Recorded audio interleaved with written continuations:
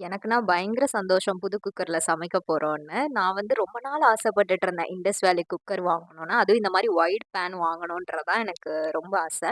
தடவையா பண்ணலான்றதுனால ஸ்வீட்டோட ஸ்டார்ட் பண்ணோம். எனக்கு சர்க்கரை பொங்கல்ல இந்த தேங்காவ நெய்யில வறுத்து போட்டா ரொம்ப பிடிக்கும். டேஸ்ட் வந்து இன்னும் நல்லா என்ஹான்ஸ் பண்ணி குடுக்குற மாதிரி இருக்கும்.